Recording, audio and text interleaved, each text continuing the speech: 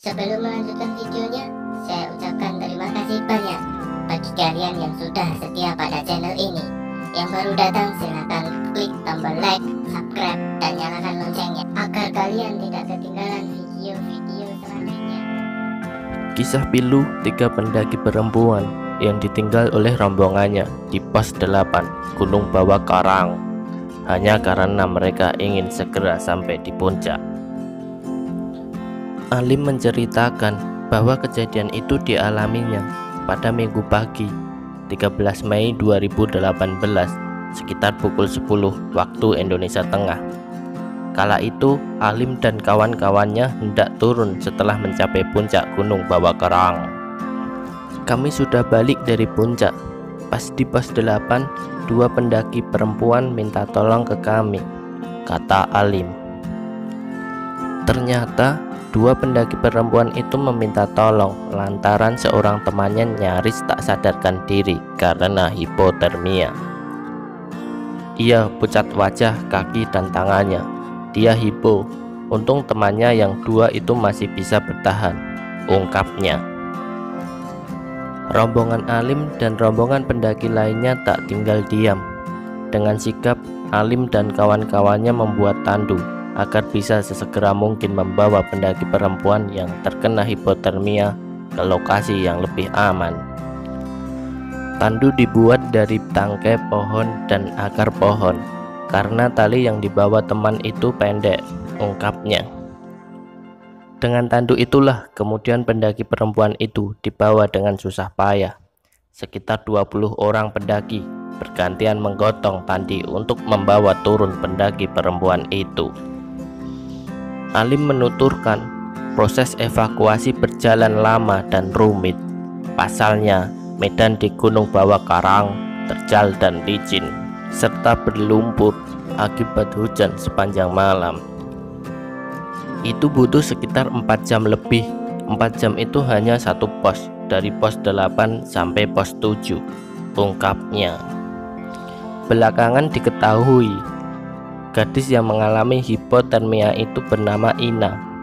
Setelah berbincang dengan 2 teman Ina, terungkap bahwa saat itu adalah kali pertama gadis itu melakukan pendakian di Gunung Bawah Karang. Saya sempat bertanya-tanya, mereka mengaku rombongannya 22 orang dan baru pertama kali naik ke Gunung Bawah Karang, ungkapnya.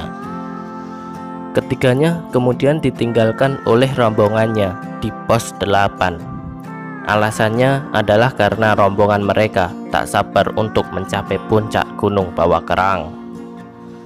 Pengakuan mereka begitu, teman-temannya naik duluan ke puncak dan mereka ditinggal. Ucapnya serasa menambahkan bahwa ia sempat melihat rombongan pendaki yang diduga meninggalkan ketiga perempuan itu saat di pos 9.